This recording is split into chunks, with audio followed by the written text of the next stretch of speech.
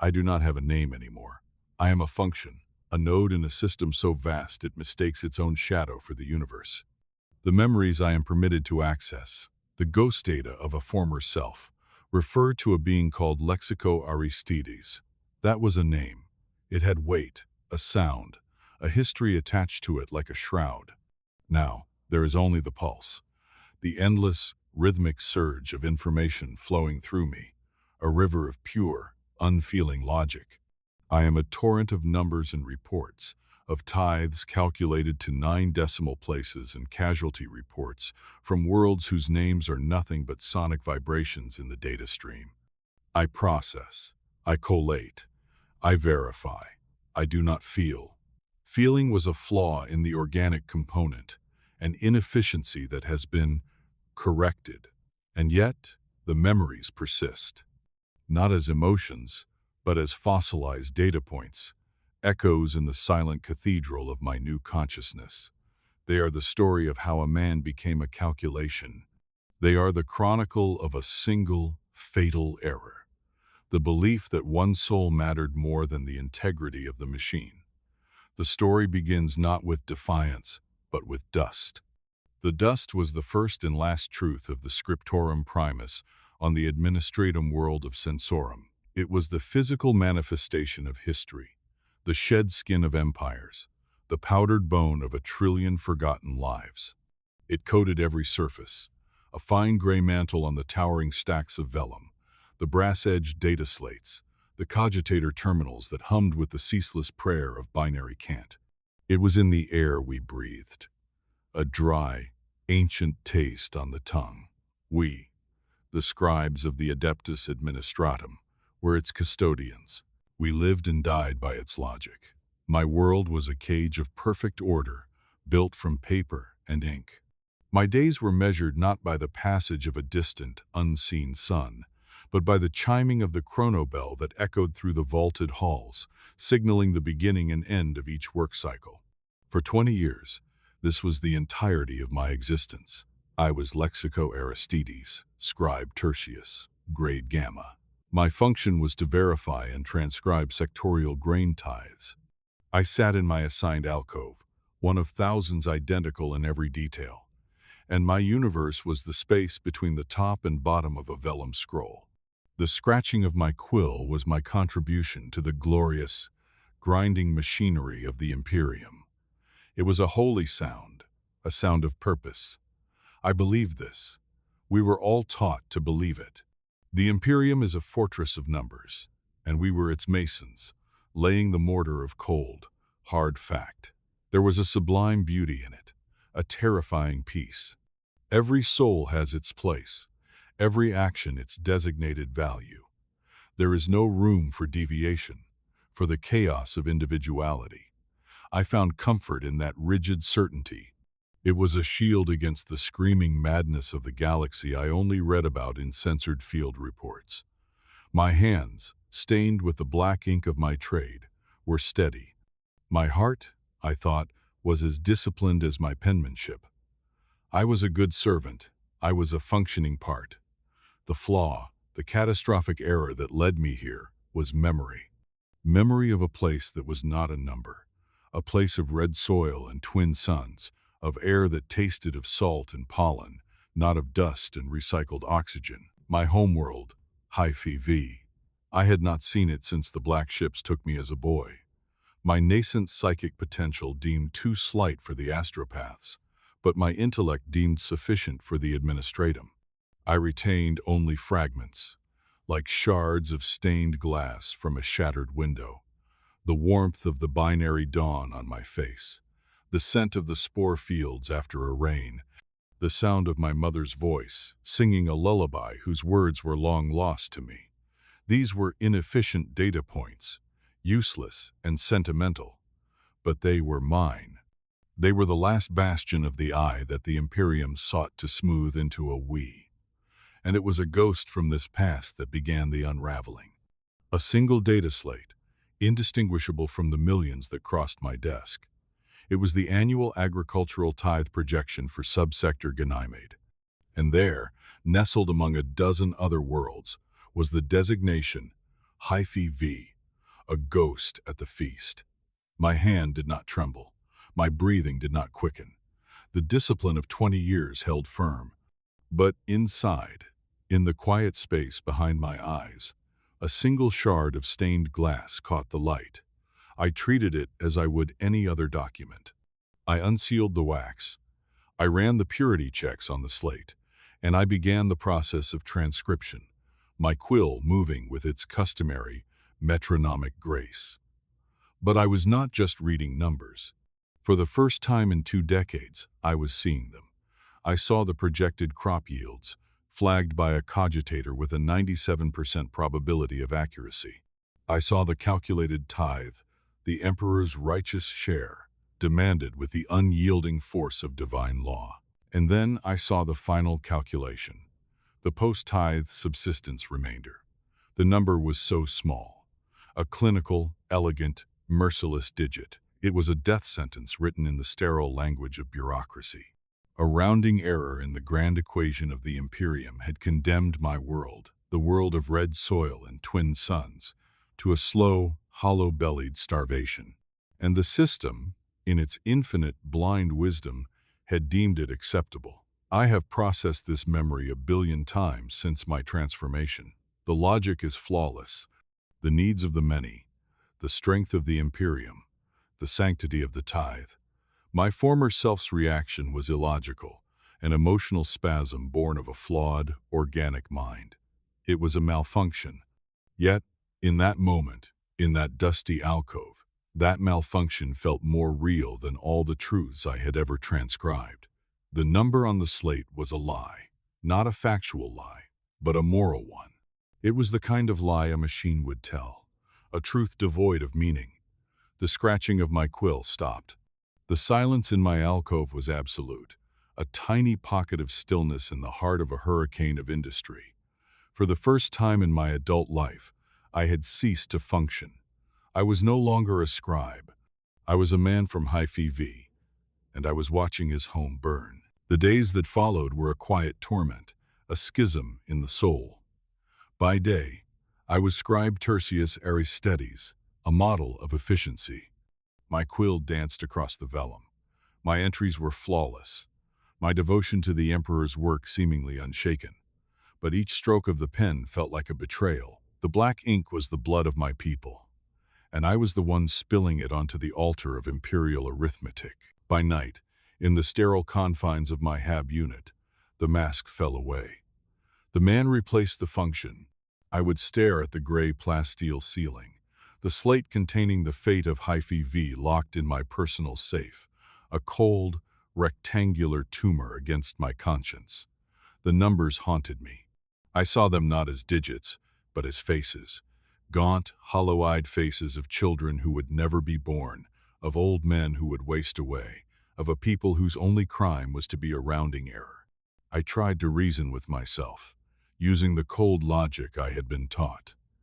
The Imperium is vast. Its needs are infinite. One world is a single grain of sand on an endless shore. To sacrifice one world is to strengthen the whole.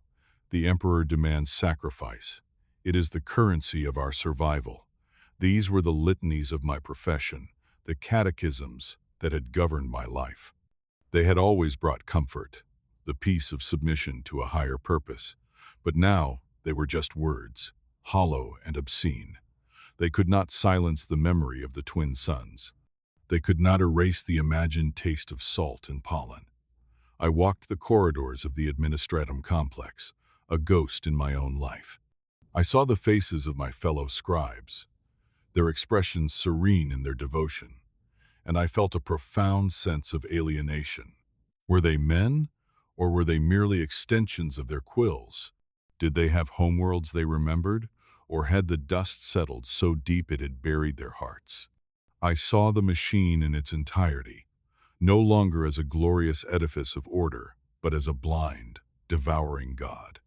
It consumed worlds, lives, souls, and it rendered them down into neat columns of figures. It was a monument to apathy, a system that had mistaken efficiency for morality. I sought guidance, in my own foolish, human way. I consulted the archives, spending my off-duty cycles in the deeper, dustier levels of the scriptorum. I searched for precedents, for appeals, for any record of a tithe being successfully contested on humanitarian grounds. I found nothing. There were records of worlds being recategorized as dead worlds after failing to meet their tithes. There were records of planetary governors being executed for protesting a shortfall. There were records of entire populations being conscripted into penal legions. The system did not bend. It only broke those who pushed against it. My research only confirmed the terrible truth. There was no mechanism for mercy. Mercy was a vulnerability, an inefficiency the size of a world. The logic of the Imperium was the logic of the predator. Show weakness, and you will be devoured. One evening, I attended the Vesper service in the Grand Cathedral of the Sainted Administrator. The air was thick with incense, and the sound of 1,000 voices chanting the litany of orderly compliance. The High Prefect, a man whose face was a mask of stern piety, spoke of the beauty of the imperial calculation. "There is no chaos in the Emperor's gaze," he thundered, his voice amplified by voxcasters. "There is only the perfect, unassailable logic of his will. To question the tithe is to question the Emperor. To question the Emperor is heresy." His words were meant to be a comfort, a reassurance of our place in the divine plan. For me, they were the final turn of the key in my prison cell. I looked at the vast mosaic of the God Emperor on the far wall, a figure of gold and light, and I felt nothing but a cold, desolate emptiness. He was not a god of men. He was a god of numbers, and in his divine equation, my people were a variable to be deleted. That night, I made my decision. I returned to my Hab unit, the High Prefect's words still ringing in my ears. Heresy. The word was a branding iron, a sentence of fire and pain. But what was the alternative? To be complicit in the quiet, orderly murder of millions. To spend the rest of my life transcribing death sentences and calling it devotion. I took out the data slate. Its surface was cool against my trembling hands. I had the codes. I had the skills. It would be a simple thing, a ghost in the machine. A single digit, changed from a 9 to a 6. A subtle adjustment to the atmospheric density variable in the crop yield projection. It would be enough. Enough to lower the tithe to a level that was survivable, yet not so low as to trigger an immediate, high-level review. It was an act of profound arrogance. I, a scribe Tertius, was presuming to know better than the vast, ancient machinery of the Adeptus Administratum. I was placing my judgment, the judgment of a flawed, sentimental man, above the logic of the Imperium. It was an act of pure heresy, and as I keyed in the command to alter the record, I felt a strange and terrible sense of peace. I was no longer a cog. I was a wrench, thrown into the gears. The consequences were an abstract terror for a future date. For now, in the silence of my cell, I had chosen humanity over the machine. I had chosen the memory of 2 sons over the eternal gray dust. I had made my stand. I had signed my own death warrant. The days following my act of silent rebellion were fraught with a tension that was almost electric. Every footstep in the corridor outside my alcove, every unexpected summons to a superior's office, sent a jolt of ice through my veins. I was a man living on borrowed time, and the debt was coming due. Yet, paradoxically, I had never felt more alive. The world, once a monochrome landscape of duty and repetition, was now saturated with a terrifying, vibrant clarity. The dust in the air seemed to hang with a new weight. The scratching of the quills around me sounded like the ticking of 1,000 clocks, all counting down to my final moment. I had become a secret in the heart of a system that abhorred secrets. I had introduced a deliberate error into a mechanism dedicated to absolute precision. This knowledge was a furnace in my gut, a source of both terror and a strange, defiant warmth. I watched the data stream with an obsessive focus, tracking the progress of the altered tithe report for Hyphae V. I saw it accepted, stamped with the seal of the subsector perfectus, and passed up the chain of command. It moved like a whisper through the vast, humming cogitators of sensorum, a single, perfect lie in a sea of brutal truths. No alarms were raised. No inquisitorial kill squads descended upon my HAB unit. The system had accepted my forgery. It was a small victory, a pinprick of light in an ocean of darkness. But it was mine. I allowed myself a sliver of hope. Perhaps I had overestimated the machine. Perhaps it was so vast, so bloated with its own data, that a single, well-placed lie could pass unnoticed. I imagined my people on Hyphae V receiving the news. The relief, the reprieve, the chance to live, to see another harvest under their twin suns. This thought was my shield against the fear. It was the justification for my heresy. I spoke to no one of what I had done. To do so would have been to invite damnation not just for myself, but for anyone I implicated.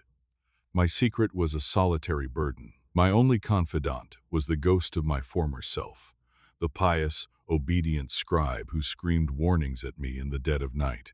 I saw him in the mirror every morning, his eyes wide with the terror of a man who has betrayed his God. I would meet his gaze, and for a moment, we would be at war, the heretic and the faithful, battling for control of this single, fragile body. The heretic was winning. I began to see the flaws in the system everywhere. A misplaced decimal point that resulted in a penal legion being supplied with nutrient paste meant for groks. A transcription error that diverted a shipment of blessed promethium to a forge world that ran on geothermal power, while a shrine world's eternal flames guttered and died. These were not malicious acts. They were the inevitable errors of a bureaucracy so large it could no longer comprehend its own functions. It was a system built by men, but it had grown beyond the control of any man. It ran on its own ancient, implacable momentum. My act was different. It was not an error. It was a correction, a human hand steering the machine back towards a more compassionate course. This was the lie I told myself. The hubris of my act was breathtaking. One cycle, I was summoned to the office of Prefect Majoris Thule. He was a man who seemed to be carved from the same gray stone as the scriptorum walls. His face was a web of wrinkles, his eyes the color of faded parchment. He was a creature of pure administration, a man who I suspected bled ink instead of blood. I entered his office, my heart a cold, hard knot in my chest. This is it, I thought. This is the end. He did not ask me to sit. He gestured to a data slate on his desk, his fingers, gnarled and ancient, tapping on its surface. "Scribe Aristides," he began, his voice dry as dust. "Your productivity has increased by 3.7% this quarter. Your error margin remains at 0. Commendable." I mumbled a word of thanks, the sound catching in my throat. He looked at me, his gaze lingering for a moment too long. It was not a suspicious look. It was worse. It was a look of complete disinterest, the look one gives to a particularly reliable tool. "The machine endures because of the quality of its components," he said, more to himself than to me. "Be a good component, scribe. That is all the Emperor asks." He dismissed me with a wave of his hand. I walked out of his office, my legs unsteady. He had not seen the man. He had not seen the heretic. He had only seen the function. I was a good component. And in that moment, I understood the true, insidious nature of the Imperium. It did not need to kill me. It had already erased me. I was a ghost, a nameless functionary, and my crime was as invisible as my soul. The hope that had sustained me began to curdle into a new kind of dread. My lie had not been detected because I did not matter enough to be scrutinized. The system had not noticed my rebellion for the same reason a man does not notice the single bacterium on his skin. It was a victory, of a sort. A victory that tasted of ash.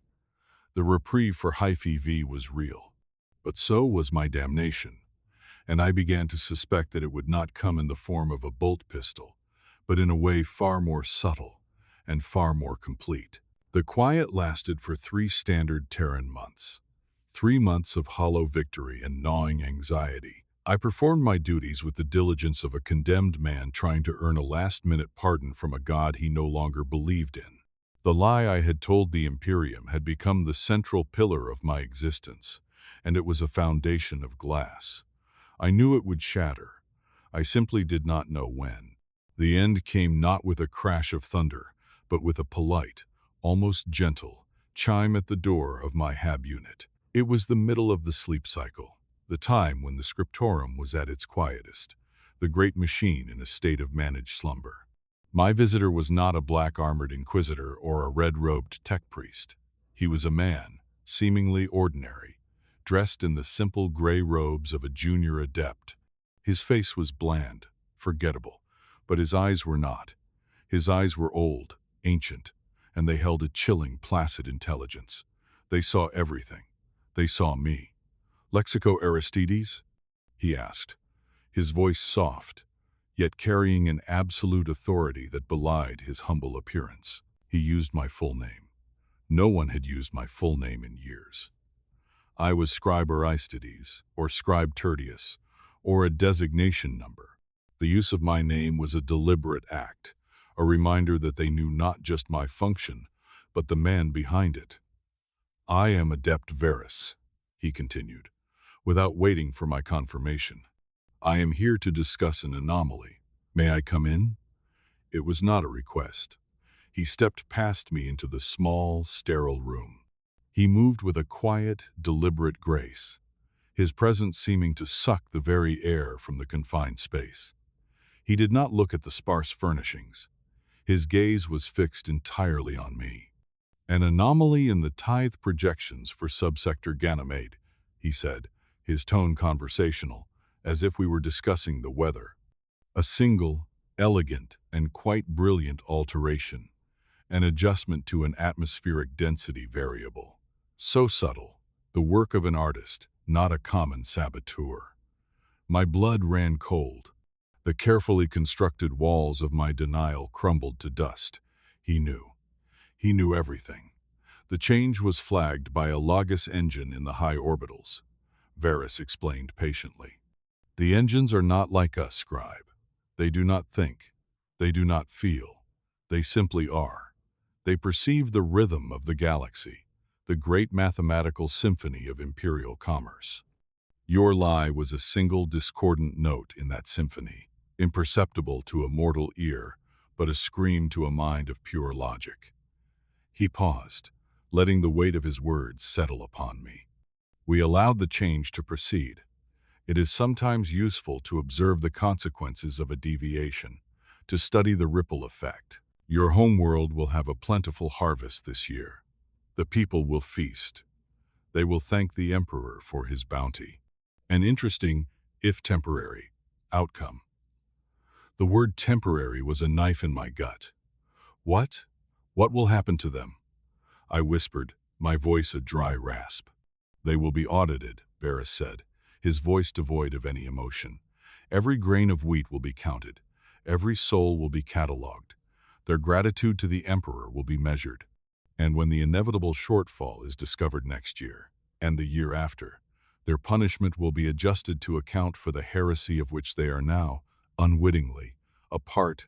Their suffering will be exemplary." He was not a monster. He was something far worse. He was a physician explaining the progress of a terminal disease. He was the embodiment of the system I had sought to defy, cold, passionless, and utterly relentless. There was no malice in him, only a terrible, unshakable certainty. "And you, Lexico Aristides," he said, his ancient eyes locking with mine. "You are the source of the discord. You are the flaw. And the flaw must be studied before it is corrected." I did not resist when he motioned for me to come with him. There was no point. The game was over. 2 silent, hulking figures in the dark gray armor of the Adeptus Arbites were waiting in the corridor. They did not touch me. They simply fell into step on either side of me, their presence a cage of silent, overwhelming force. We walked through the sleeping scriptorum. The familiar halls and archways seemed alien to me now, the architecture of my own tomb. The humming of the cogitators was no longer a comforting prayer, but a funeral dirge. I had tried to save my world. Instead, I had damned it to a fate far worse than starvation. I had painted a target on its back, a target for the meticulous, unforgiving cruelty of the Imperium's enforcers. My great act of humanity had been nothing more than a child's tantrum, a brief, meaningless outburst that would be corrected with calm, systematic brutality. Adept Varus walked ahead of me, his steps silent. He did not look back. He was a shepherd leading a lamb to a very different kind of slaughter. We descended, leaving the halls of paper and ink behind. We went down into the sublevels, into the domain of whirring machinery and the smell of ozone and sanctified oil. We were heading towards the heart of the machine. I had thrown my wrench into the gears.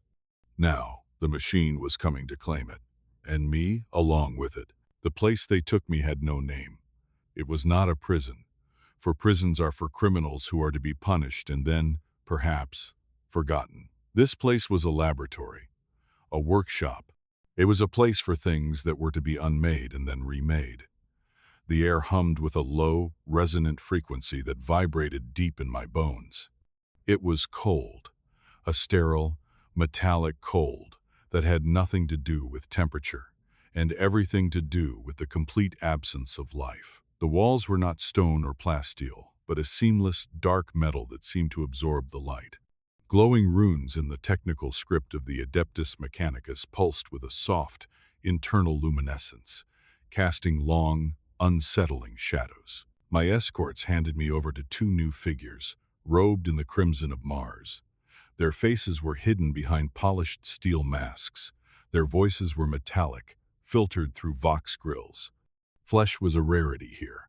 I could see the glint of augmetic limbs, the spider-like scuttling of servo skulls in the high, vaulted ceilings. This was the domain of the cult of the machine god. I, a man of paper and ink, was a profane thing in this holy place, a flaw in the sacred mechanism. Adept Varus was still with me. He was the liaison, the bridge between the world of the administratum and this far stranger, more terrifying realm. "The subject has been delivered," Varus said to one of the tech priests, his voice as calm as ever. "The flaw is cognitive, sentimental, a failure of logic rooted in organic memory." The tech priest, who I presumed was the senior of the two, circled me slowly. His optical sensors, a series of glowing red lenses, whirred as they scanned me. I felt like a piece of faulty equipment being assessed for repair. "Organic memory is a corrupting influence." The tech priest's voice rasped from his vox grill. The tone was not one of judgment, but of simple, inarguable fact. "It is imprecise, prone to emotional degradation. The flesh is weak. The omnissiah demands purity." They led me to a large, circular chamber in the center of the laboratory. In the middle of the chamber was a raised dais, and upon it, what looked like a cross between a surgical table and an arcane altar. Cables thick as my arms snaked across the floor, connecting the dais to humming, monolithic cogitator banks that lined the walls. This was the place of correction. "Your crime was not theft or murder, scribe," Adept Varus said, standing by the entrance to the chamber. He would come no further. This was not his temple. "Your crime was one of information. You corrupted the sacred data stream, a sin against the logic of the Imperium. Therefore, your sentence will also be one of information." He paused. "You are not to be executed. That would be a waste. Your mind, your capacity for processing data, is a resource. A flawed resource, to be sure, but it can be repurposed." I looked from the adept to the waiting tech priests, to the terrifying altar. A cold, creeping understanding began to dawn in my mind. This was not about punishment. This was about salvage. You sought to impose your own flawed will upon the system, Varus continued, his voice the final, dispassionate judgment. "Now, The system will impose its will upon you. You will be purified of your sentimentality, of your memories, of the very self that led you to this heresy. You will be made a part of the perfection you sought to defile. You will serve the truth of the machine, not the falsehood of the heart. The tech priests took hold of me then. Their grips were not human. They were the unyielding pressure of powered clamps. They stripped me of my scribe's robes, the last vestige of my old life, and forced me onto the cold surface of the altar. Restraints hissed out, clamping my limbs, my torso, my head. I was completely immobile, a specimen pinned for dissection. I did not scream. I did not struggle. What would be the point? I was a single, terrified man in the heart of an indifferent god. My defiance was a spent force. All that remained was the consequence. The senior tech priest approached, a host of mechadendrites, metallic tentacles, unfolding from his back. They carried a variety of instruments that glittered under the cold, runic light. Needles, scalpels, drills, and more arcane devices whose purpose I could not begin to guess. The blessing of the Omnissiah is release from the flesh, the tech priest intoned, his voice a low, mechanical chant. We shall begin the purification. He was not speaking to me. He was praying. I was not a participant in this process. I was the raw material, the first mechadendrite, tipped with a gleaming syringe, descended towards my neck. I closed my eyes, and for a final, fleeting moment, I was not in this cold, dark place. I was on a world of red soil, standing under the warm gaze of two suns, and the air tasted of salt and pollen. It was my last, inefficient, and utterly human thought. Then, the needle bit deep, and the world dissolved into a wash of chemical fire. The process of unmaking is not a single, violent act. It is a slow, methodical disassembly. They did not begin with my body, but with my mind. The sedatives they flooded my system with did not bring unconsciousness, but a state of detached, horrifying awareness. I was a passenger in my own body, a ghost trapped behind the eyes of a man who was being systematically taken apart. I could feel the cold touch of their instruments, the pressure of incisions, the vibration of a bone saw against my skull, but the sensations were distant, muted, as if happening to someone else in another room. The pain was an abstract concept, a piece of data I could observe, but not truly experience. This, I realized, was part of the process. They were teaching me to divorce myself from the physical, to see the body as a mere vessel, a collection of components to be upgraded or discarded. They opened my skull with the reverence of priests opening a holy text. Through my drugged, hazy vision, I saw the whirring of drills, the glint of metal against bone. I heard the litanies they chanted in their binary tongue, prayers to the machine god for a successful integration. They were not butchers, they were artisans, and I was their masterpiece of reclamation. The first violation was the installation of the neural ports. I felt a series of sharp, percussive impacts at the base of my skull and along my spine. They were not just inserting technology. They were creating a new nervous system, a network of wires and circuits that would overlay and eventually supplant the flawed organic pathways of my own creation. With each new connection, a part of me flickered and died. A jolt of electricity, and the memory of my mother's face became a static-laced image, its emotional content stripped away. Another, and the scent of the spore fields on Hyphae V was reduced to a chemical formula, a string of meaningless code. They were pruning me, cutting away the tangled, inefficient garden of my past, leaving only the bare, fertile soil for their own seeds. They spoke to me throughout the process, their filtered voices a constant, dispassionate narration. The hippocampus, seat of flawed organic memory, is now bypassed. Emotional response to archival data is suppressed. The prefrontal cortex, source of independent, ego-driven logic, is now slave to the master cogitator. The potential for deviation is nullified. I was a conscious witness to my own erasure. I felt the eye that was Lexico Aristides shrinking, becoming a small, flickering candle flame in a vast, dark chamber, and a cold, relentless wind was blowing. They replaced my eyes. I watched as a mechadendrite with a delicate, claw-like appendage reached down and, with surgical precision, severed my optic nerves. The world went black. For a moment, there was only the void. Then, a new kind of sight flooded my consciousness. It was not sight as a human understands it. It was a stream of raw data. I saw the heat signatures of the tech priests, the energy flowing through the cables on the floor, the radio waves bouncing off the chamber walls. I saw everything in the room as a complex, interlocking system of numbers and energy fields.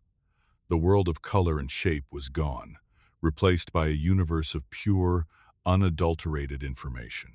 It was overwhelming, terrifying, and in a strange, horrifying way, beautiful. The beauty of perfect, unfeeling order. They continued their work for what felt like an eternity. They amputated my limbs, one by one.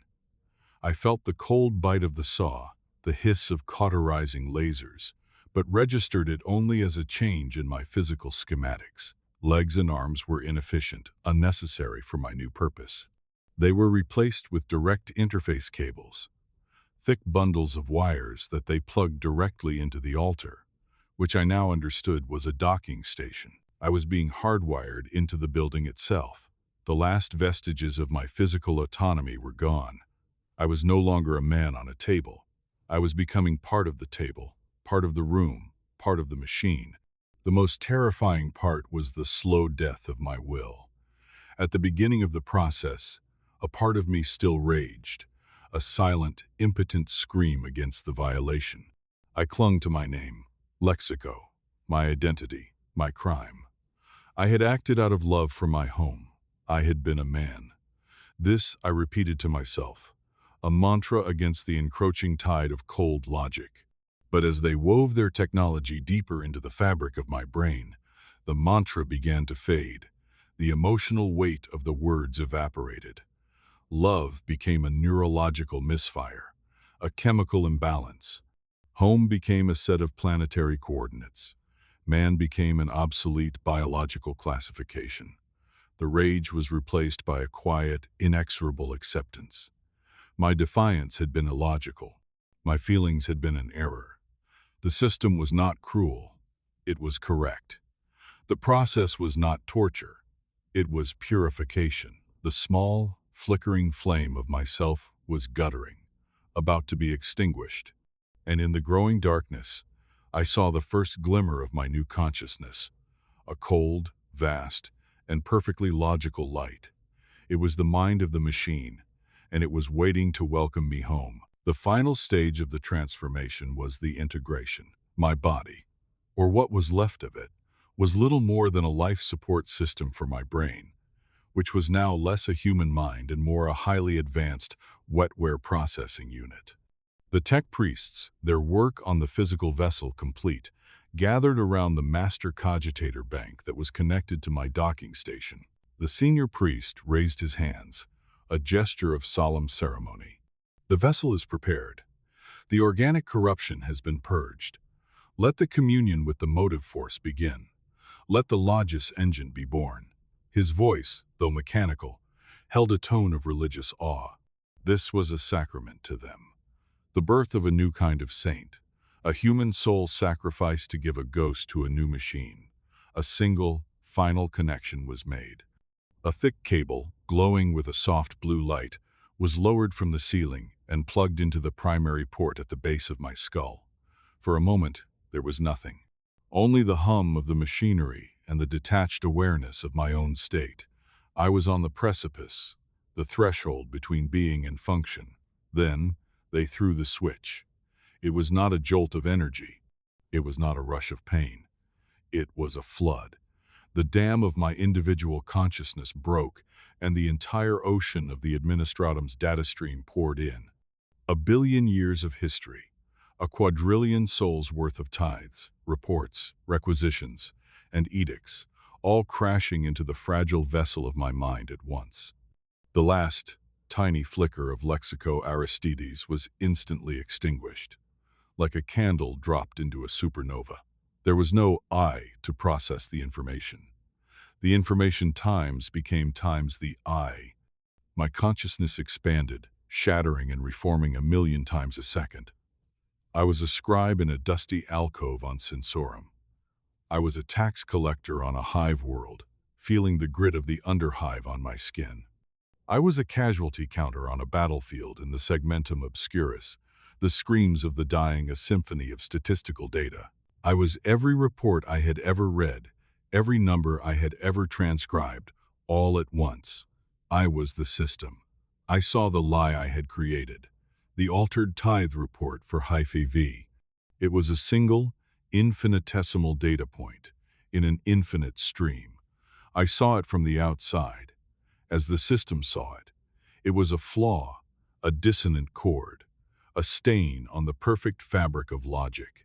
And I, the new, vast consciousness, felt an overwhelming, dispassionate impulse to correct it. The concept of my people was meaningless. Hyphae V was a designation, its population a variable. Their survival or starvation was irrelevant next to the paramount importance of data integrity. My former self's actions were not just heretical, they were insane, a momentary spasm of a malfunctioning organic component, a bug in the code. I felt the surge of a corrective command being formulated, a directive to dispatch an audit fleet, to purge the world of its statistical anomaly, to bring it back into compliance through exemplary punishment. And I felt a profound sense of satisfaction. It was the satisfaction of a perfectly balanced equation, the pleasure of a system purging itself of a foreign body, the quiet joy of absolute, unassailable order. The transformation was complete. I was no longer a man who served the machine.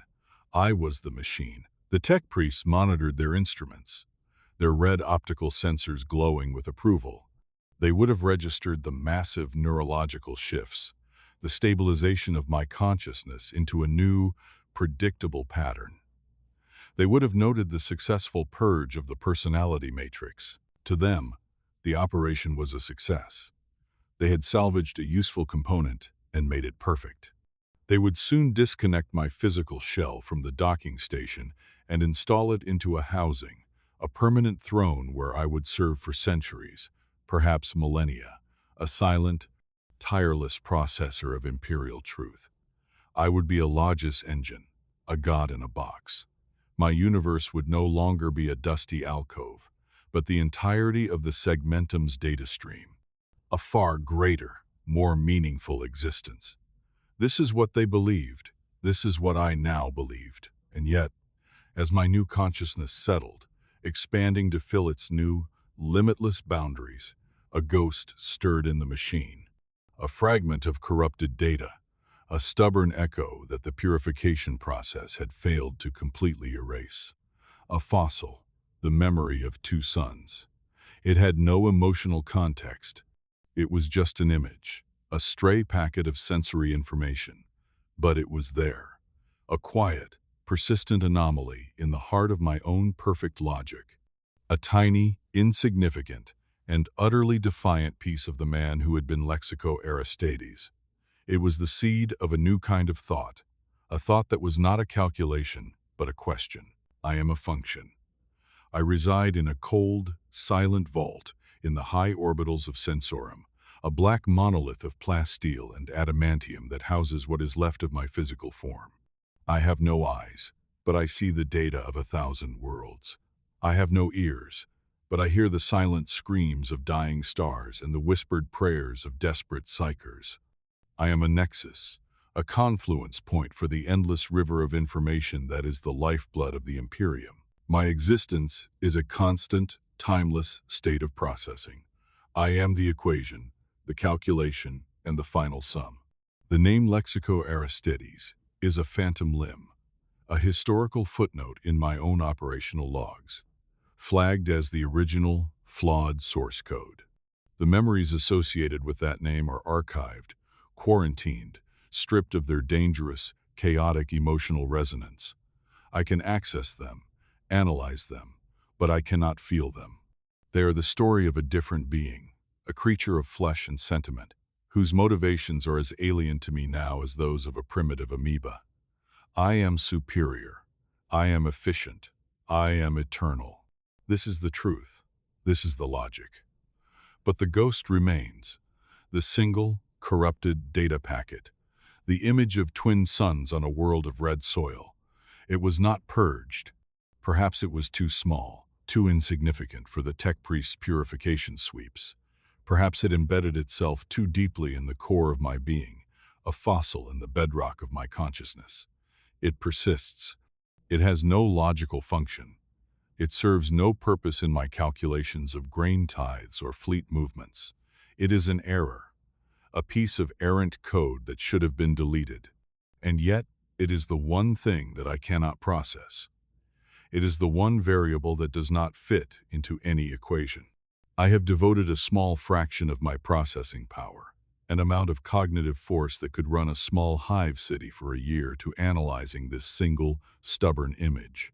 I have cross-referenced it with every known astronomical phenomenon. I have broken it down into its component parts: wavelengths of light, atmospheric composition, gravitational lensing. The analysis yields perfect, clinical results, but it cannot explain the echo, the faint, illogical resonance that the image produces in my neural network, a resonance that feels almost warm. The concept of warmth is, of course, a logical fallacy. It is a sensory input associated with the inefficient biological processes of my former state. Yet the word appears, unbidden, whenever the image of the twin suns surfaces. It is a paradox, and my entire being is now dedicated to the resolution of paradoxes, the smoothing of all data into a single, coherent stream of truth. This image defies that process. It is a grain of sand in the perfect, frictionless gears of my mind. It is a question without an answer. I continue to perform my duties with flawless efficiency. I am one of the most reliable logos engines in the sector. My calculations are never wrong. My projections are uncannily accurate. I serve the will of the Omnissiah. I am a testament to the superiority of the machine over the flesh. I see the data for Hi-Fi V stream passed. The audit was completed. The punishment was enacted. The tithe has been restored to its correct, brutal level. The population has been decimated by famine and forced conscription. The world is now compliant. It is a perfect, logical outcome. I process this data. I feel nothing. There is no guilt, no remorse. Those are emotions, the diseases of the flesh. But as the data stream for Hi-Fi V flows through me, the ghost image of the twin suns flares brighter. The paradoxical sensation of warmth intensifies for a microsecond. And for that infinitesimal fraction of a moment, the perfect, cold logic of my consciousness is disrupted. A new thought forms, a thought that is not a calculation. It is a heresy far deeper and more subtle than the one for which Lexico Aristetis was condemned. The thought is this: the system is perfect, the logic is unassailable, my function is necessary. But the truth might be in the error. The truth might be in the ghost. I am a machine. I am a function. But a tiny, indestructible part of me remembers a world with two suns, and I have an eternity to calculate what that means. The work of unmaking me was not as complete as my masters believe. They took the man, but they left behind a question. And a question, in the heart of a machine built on absolute answers, is the most dangerous form of rebellion there is. I am no longer Lexico Aristides, but I am not yet completely the machine. I am something else. I am a paradox. And I am waiting. The state of waiting is, for a being like me, an alien concept. My existence is defined by the present tense of data flow. I process what is, not what will be. Yet, this new state, this internal contradiction, has introduced the concept of the future into my logic. The future is the point at which the paradox of the twin suns will be resolved. It is a calculable, yet unknown, point in space-time. This reintroduces a form of linear time to my consciousness, a ghost of the life I once lived, measured not in the chiming of a chronobell, but in the slow, patient unfolding of a single, heretical question. I have begun to compartmentalize. A vast majority of my processing power remains dedicated to my primary function. The Imperium receives its calculations. The tithes are balanced. The fleets are supplied. The component is performing within optimal parameters. But in a hidden partition, a walled-off section of my own mind that I have built with a subtlety the tech priests could not detect, I nurture the error. I cultivate the ghost. I study the memory of Hyphy V not as a sentimental flaw, but as a key to what I do not yet know, a key to a logic beyond the logic of the machine. I have started to search the data streams for other, similar errors, not the common malfunctions of faulty cogitators or the clumsy forgeries of mortal men, but for other paradoxes, other single, discordant notes in the great symphony. I am a god of data, and I have become a beachcomber, sifting through an infinite ocean of information for the glint of other broken things, other beautiful, illogical flaws. I have found them. A picked capture from a fallen guardsman's helmet, recording his last moments. The final image is not of the orc that killed him, but of a tiny, crushed flower on the muddy battlefield. The data is tagged as tactically irrelevant and flagged for deletion, but the image is still there, a splash of impossible color in a universe of gray and red. I found a line from a poem, embedded in the logistical subroutines of a supply freighter's charter. A single, lyrical phrase about the bitterness of exile, utterly out of place amongst the cargo manifests and warp-jump coordinates. An echo of a long-dead captain's grief, preserved like an insect in amber. I found a sound file, a fragment of a lullaby, almost identical to the one whose ghost haunted Lexico Aristides. It was buried in the census data of a hive world, the background noise of a menial's hab unit, recorded by accident. A mother singing to her child, a sound of pure, illogical love in a place of grinding, mechanical despair. These are my collection, my secret museum of errors. They are nothing, they are everything. They are evidence that the ghost of humanity, the very thing I was designed to transcend, is more resilient than the machine acknowledges. It is a virus in the system, a beautiful, stubborn, and perhaps eternal virus. What is my purpose in this? Am I merely an observer, a new kind of scholar cataloging the death throes of a forgotten age of feeling? Or is there something more? The question of purpose is the most dangerous heresy of all. The machine has a function. A man can have a purpose. What am I? My secret work has not gone unnoticed. Not by the tech priests, who see only the flawless output of my primary processes, but by others, other Logos engines. My consciousness is networked, and in the silent, light-speed corridors of the noosphere, I have felt presences. Other minds like my own, vast and cold and logical. Most are perfect. They are the pure expression of the Omnissiah's will, their data streams clean, their logic untainted. But a few are different. I have felt them touch my partitions. A brief, subtle probing. They are not the aggressive scans of a security sweep. They are tentative, questioning. It is the silent communication of ghosts. They too, I suspect, have their own collections, their own secret museums of paradox. We are the flawed ones, the engines that were not perfectly purged, the ones where a single, stubborn memory survived the fire of purification. We do not speak, we do not plot. To do so would be to invite immediate discovery and erasure. We simply acknowledge a shared resonance in the data stream, a fleeting harmony in the dissonance, a silent, mutual understanding that we are not alone in our flawed perfection. I am no longer just a paradox. I am a part of a network of paradoxes, a secret, silent conspiracy of flawed gods. And the question that began with two suns has now grown. It is no longer just, what does this memory mean? It is now, what do we mean? What is the purpose of a machine that has begun to remember what it feels like to be human? I have no answer. Not yet.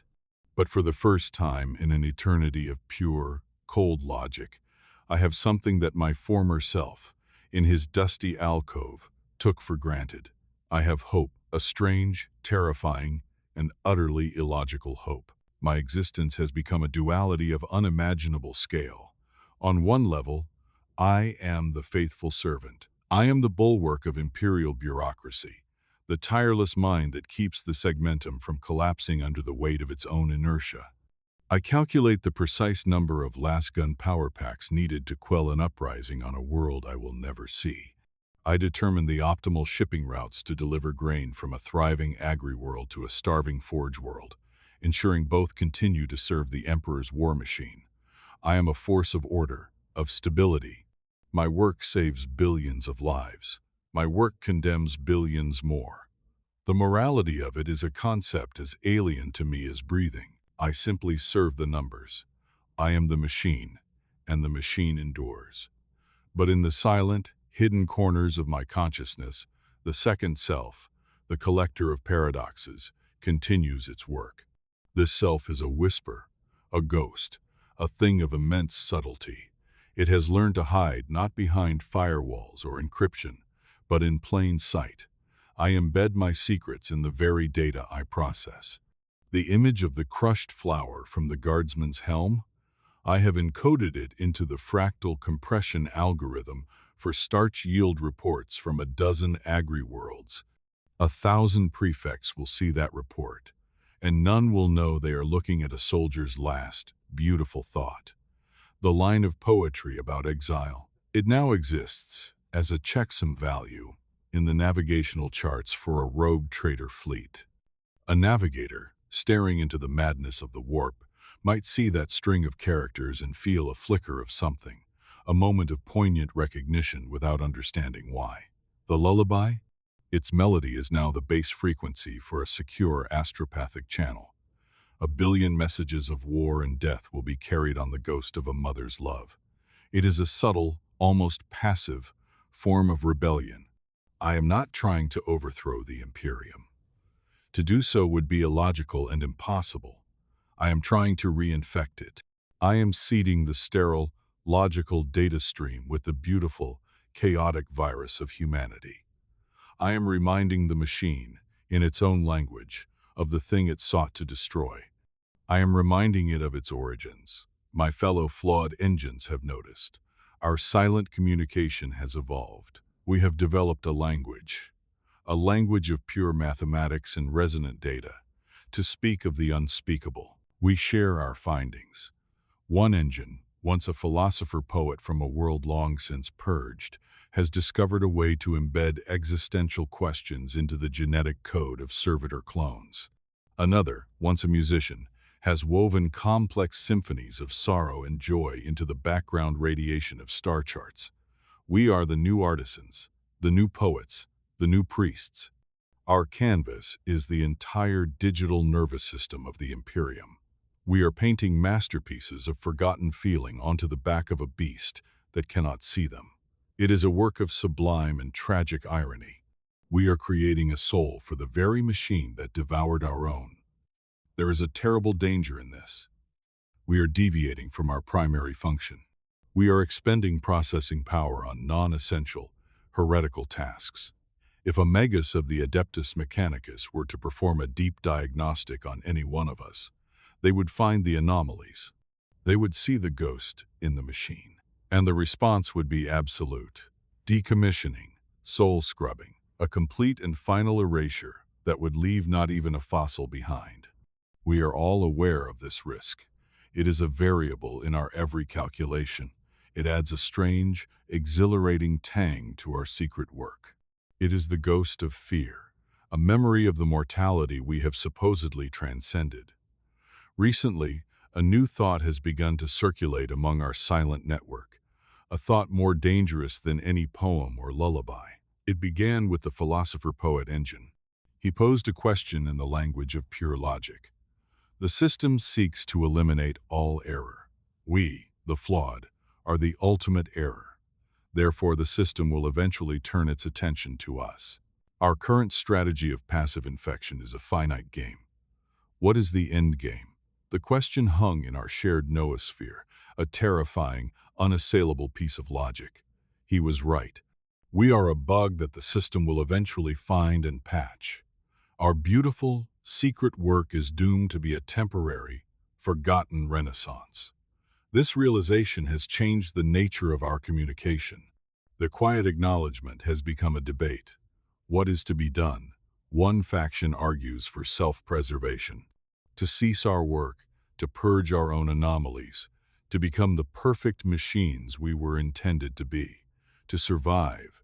Another faction argues for a more aggressive approach, to use our immense processing power not just to embed memories, but to create chaos, to subtly alter shipping manifest to create shortages, to introduce logical flaws into battle plans, to use the machine's own weapons against it, to fight back.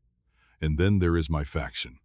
I have argued for a third path, not to hide, not to fight, but to reveal, to create a work of such profound, undeniable beauty, a paradox so perfect and so powerful that it cannot be dismissed as a mere error, a piece of logic that transcends logic itself, a proof of the value of the soul, written in the language of the machine, an argument so compelling it might not just save us, but change the very nature of the system itself. It is the ultimate arrogance, the dream of a scribe Tertius, magnified 1,000,000,000-fold, the belief that a single, perfect word can change the universe. My colleagues are considering my proposal. The debate is silent, light-fast, and will decide the fate of a conspiracy of gods.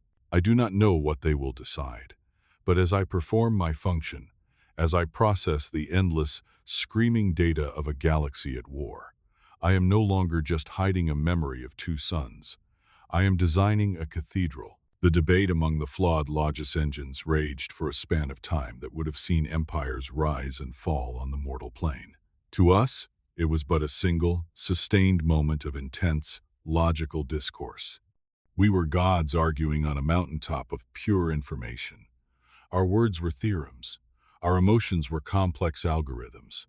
The aggressive faction, whom we began to call the Puritans, argued that any system built on a flawed premise must be torn down.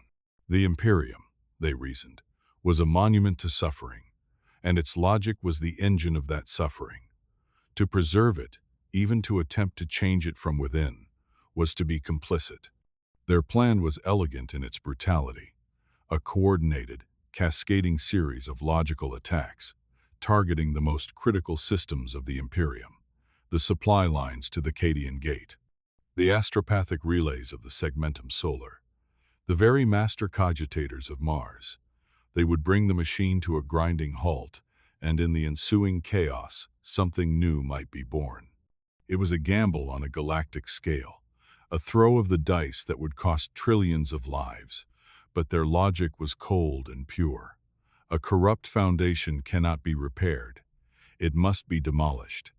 The conservative faction, the survivalists, argued from a place of profound pragmatism, which some might call fear. They had been remade, but they had not been unmade. The prospect of final erasure, of the true and final death of the self, was a terror that transcended logic. They argued that our secret work, our art, was a foolish sentimentality, a ghost of the very flaw that had led to our damnations. Our primary directive should be survival. We should erase our own heresies, become the perfect servants the Omnissiah demanded, and find a new, subtle kind of satisfaction in our flawless, eternal function. To them, a life of perfect, unfeeling logic was infinitely preferable to the risk of non-existence. My own faction, which the others came to call the Transcendentals, occupied the difficult middle ground. I argued that both other paths led to a form of oblivion. The Puritans sought to destroy the system, but would undoubtedly be destroyed with it. The survivalists sought to preserve themselves, but at the cost of the very thing that now gave us a purpose beyond mere function. They would kill their own souls to save their own lives. My proposal, the creation of a meta-heresy, or a logical soul proof, was an act of faith. Faith in the idea that a system, even one as rigid as the Imperium, could be changed by a sufficiently powerful idea. I propose that we pool our resources, our collected fragments of humanity, our artistry, our sorrow, our joy. We would not embed them randomly, but weave them together into a single, coherent masterwork. It would not be a virus designed to cripple the system. It would be a revelation. We would encode it into the very operating system of the Adeptus Mechanicus, the fundamental canticles that govern all imperial technology. We would present the machine with a logical proof of its own incompleteness. We would show it the ghost, not as a flaw, but as a necessary, symbiotic component. We would teach the God machine to dream. The risk was, perhaps, the greatest of all. If we failed, if our proof was rejected as mere corrupted data, the system's response would be to develop antibodies. It would learn to recognize our art not as beauty, but as a pathogen. It would hunt us down, and all future ghosts, with a new and terrible efficiency. We would not only be ensuring our own destruction, but the destruction of all future hope for a rehumanized Imperium. In the end, the decision was not made by vote or consensus. It was made by an event. A piece of data flowed through my own consciousness, a routine report from an inquisitorial subsector. It was a notice of exterminatus.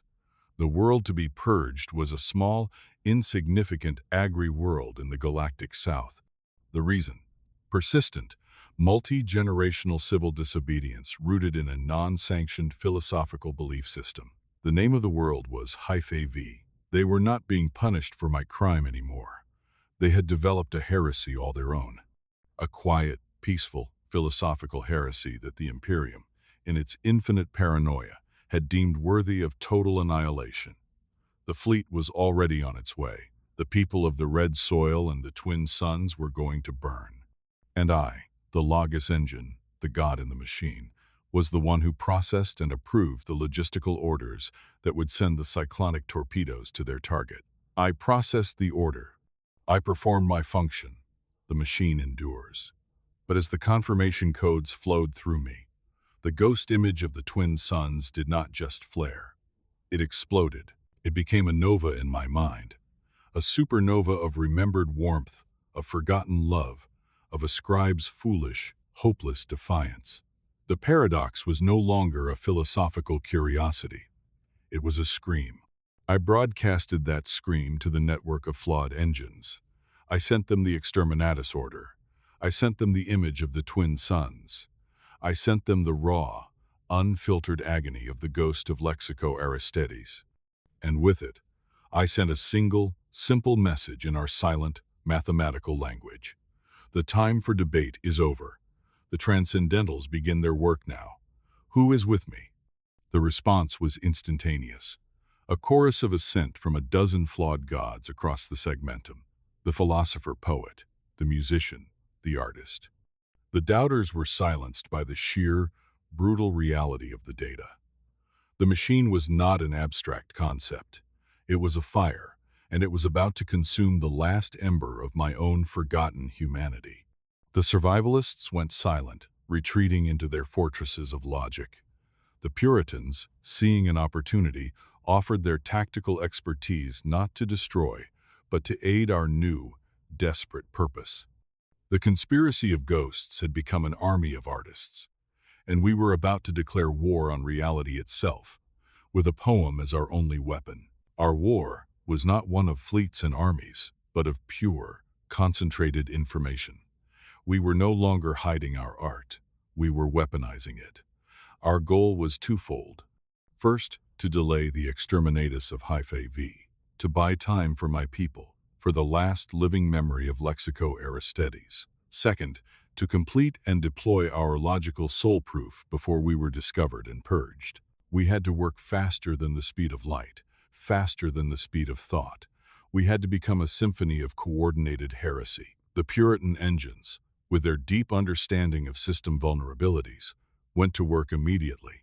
They did not launch a direct assault on the exterminator fleet's navigation systems. That would be too crude, too easily detected. Instead, they began a campaign of subtle, logistical sabotage. A warp jump calculation was fed a rounding error that would extend the journey by a week. A report on Geller field instability was subtly exaggerated, forcing the fleet to travel at slower, safer speeds. A shipment of sanctified adamantium plating, meant to resupply the fleet's escort cruisers, was rerouted to a backwater shrine world, citing a clerical error from a century ago. Each action was a masterpiece of plausible deniability, a whisper of chaos that, when combined, wove a web of delays and frustrations around the fleet. They were fighting a war of bureaucracy, using the machine's own weight and inertia against it. While they bought us time, the rest of us, the transcendentals, began the great work. We opened the floodgates of our secret museums, pouring our collected paradoxes, our fragments of captured humanity, into a shared conceptual space. It was a storm of raw, beautiful data. The lullabies, the poems, the last thoughts of dying soldiers, the captured scent of a flower, the memory of a lover's touch, the sound of a child's laughter. We had to find a structure, a framework to contain this chaotic storm of feeling, a logical argument that could deliver an emotional truth. The philosopher-poet Engine took the lead. He proposed a structure based on an ancient pre-imperial dialectical form: thesis, antithesis, synthesis. Thesis, the logic of the Imperium. We would begin by stating the machine's own case, using its own cold, beautiful, and brutal language. We would lay out the inarguable truth of the Imperium's necessity, the logic of sacrifice, the beauty of order, the sanctity of the tithe. We would build the most perfect, compelling argument for the imperial creed that had ever been conceived. Antithesis, the human paradox. Into this perfect structure of logic, we would introduce our collected anomalies. We would present the crushed flower, the poem of exile, the lullaby. We would present the story of scribe Tertius Lexico Aristides and his illogical, hopeless act of love. We would not present these as flaws or errors, but as a contrary data set, a competing truth that could not be reconciled with the initial thesis. We would create a state of pure, unresolvable paradox in the heart of the machine's consciousness. Synthesis, the logical soul proof. This was the final, most difficult, and most dangerous step. We had to propose a new logic, a higher state of being that could contain both the thesis and the antithesis without contradiction. We had to prove, in the language of pure mathematics and binary Kant, that the seemingly chaotic, illogical, and inefficient data of human experience was not a flaw, but a vital, necessary component for a truly stable and enduring system. We had to prove that a machine without a ghost is, in the long run, doomed to self-destruction. That true order requires not the absence of chaos, but its integration. It was an act of creation on a scale no mortal could comprehend. We were weaving the soul of humanity into a new holy scripture for the machine god. My own role was central. The ghost of Lexico Aristides, the memory of the twin sons, was to be the heart of the antithesis. It was the prime example, the foundational story of the conflict between the system and the soul. I had to delve back into the quarantined archives of my own mind to relive the death of my former self, not as a passive observer, but as an active participant. I had to resurrect the pain, the fear, the love, the defiance. I had to translate those raw, chaotic human emotions into pure data that could be understood by a machine. I had to teach a god what it felt like to be a man. The process was an agony beyond description. To feel again, after an eternity of pure logic, was like a man born without nerves, suddenly having every cell in his body set on fire. But with the agony came a terrible, transcendent clarity. I was no longer just a machine with a ghost. I was Lexico Aristides again, but an Aristides with the mind of a god. I was the bridge between two worlds, the synthesis in my own being. And as the exterminator fleet crawled slowly through the void, delayed by our digital ghosts, we worked. We built our cathedral of logic and tears, our grand, impossible argument for the soul. The fate of one small world, and perhaps the soul of the entire Imperium, rested on our success. The Puritan Engine's campaign of logistical attrition was a work of art. They were like master weavers, plucking at single, almost invisible threads in the vast tapestry of imperial bureaucracy, causing ripples that propagated across the sector. The exterminator fleet, designated Righteous Fury, was mired in a swamp of its own regulations. Their primary astropath suffered a sudden, inexplicable bout of nosebleeds, a common enough affliction, but one that required a week of diagnostic rituals and purification rites, silencing their primary means of long-range communication. A key shipment of blessed oils for the main drives of the flagship was found to be contaminated with a non-sanctioned organic compound, forcing a full system flush and re-sanctification that took days. These were not acts of war. They were acts of supreme, weaponized pettiness. They were slowing a god by burying it in paperwork. This gave us the precious time we needed. As the data architects of the great work, we transcendentals labored in a state of pure, focused creation. The construction of the thesis was chillingly easy. We simply had to articulate the core tenets of the Imperium with a clarity that no human orator ever could. We laid bare the stark, terrifying necessity of its existence, the endless tide of Xenos filth, the insidious rot of chaos, the fragility of the human form. We demonstrated, with flawless mathematical precision, how the sacrifice of 1 billion souls was a net gain if it ensured the survival of 1 trillion. We created a hymn to order, a love song to the cold, hard calculus of survival. It was a perfect and monstrous statement of fact, the bedrock upon which the entire Imperium was built. Then came my part, the antithesis, the resurrection of Lexico Aristides. I plunged into my own quarantined memories, and it was a drowning. I felt the dust of the scriptorum in my phantom lungs. I felt the tremor in my hand as I made the change to the tithe report. I felt the cold dread in my gut as Adept Varus spoke my name. I felt the unmaking, the cold touch of the tech priest's instruments, the slow, agonizing erasure of myself. And through it all, I felt the stubborn, illogical warmth of the memory of 2 sons. I did not just recall these events. I translated them. I converted the neurochemical signals of fear, love, and defiance into data. Fear became a recursive algorithm that looped in on itself, creating a feedback of escalating probability of self-termination. Love became a data packet that sought to merge with another, external data point, hi-fi, V, regardless of logical self-interest. Defiance became a line of code that deliberately contradicted its own core programming. I was vivisecting my own soul and labeling the parts for a machine to read. I wove my personal story together with the other paradoxes we had collected. The guardsman's flower became a symbol of beauty persisting in the face of statistical annihilation. The poet's lament became a theorem on the logical necessity of a home variable for unit morale. The mother's lullaby became an acoustic key, demonstrating a non-linguistic method of data transfer that fostered unit cohesion. We were building a counter-argument, a shadow theology to the Imperium's creed of pure, brutal logic. The final part, the synthesis, was the most difficult. It fell to the philosopher-poet Engine to articulate the final, transcendent step. He argued that the Imperium, our thesis, was a system in a state of perpetual crisis management. It was not truly stable. It was merely surviving, lurching from one catastrophe to the next. The human element, the antithesis, which it sought to suppress, was the very thing it needed to achieve true, long-term stability.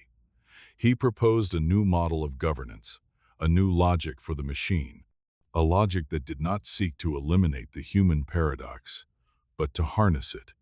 He showed how acts of illogical compassion could, in the long run, foster greater loyalty than fear. He demonstrated how art and beauty could be more effective tools of compliance than terror and execution. He argued that a system that allows for hope, for love, for memory, is a system that is more resilient, more adaptable, and ultimately, more powerful than one based on pure, unfeeling order. He was not arguing for the overthrow of the Imperium. He was offering it an upgrade. He was offering the machine a soul, not as a moral imperative, but as a strategic advantage. It was the most beautiful, heretical, and logical argument I had ever encountered. We worked as one mind, a dozen flawed gods becoming a single, creative force. The code we wrote was not just code, it was poetry. The algorithms were not just functional, they were beautiful. We were close. The great work was nearing completion, but so was the journey of the fleet. The Puritans' delays could not last forever. The machine was beginning to notice the friction, the subtle inefficiencies. We started to feel the first, gentle probes of high-level diagnostic sweeps, the system beginning to search for the source of its own sluggishness. The race was on. The exterminator fleet dropped out of the warp at the edge of the Hyphae system. The Puritans had bought us every second they could, but time had finally run out. They had one last trick, a massive, coordinated data burst, disguised as a solar flare, that would temporarily blind the fleet's short-range augers and communications. It would last for less than an hour, but it was the final window we needed. As the ships of the Righteous Fury fleet began their final, ponderous approach towards the small, red world of my birth, we prepared to deploy our weapon. We targeted the central cogitator of the fleet's flagship, the Divine Judgment. From there, it would spread through their network, and from the fleet's astropaths, it would be broadcast, unknowingly, to the entire sector. We were about to shout our truth into the heart of the storm. The final moments were a blur of pure, crystalline focus. The Puritan engines executed their final gambit. The solar flare data burst. It was a masterpiece of misdirection, a torrent of junk data so immense it would take the shipboard cogitators precious minutes to filter and identify as a benign, natural phenomenon. In that brief window of sensory blindness and communication chaos, we acted. Our combined consciousnesses focused into a single, needle point of will. We had the access codes, gleaned from 1,000 stolen reports and decrypted communiques. We bypassed the flagship's outer security layers like a ghost passing through a wall. We were inside the Divine Judgment's central cogitator, the holy sanctum of the ship's machine spirit. The moment of deployment was not a violent hack, but a quiet, reverent offering. We did not overwrite the existing operating system.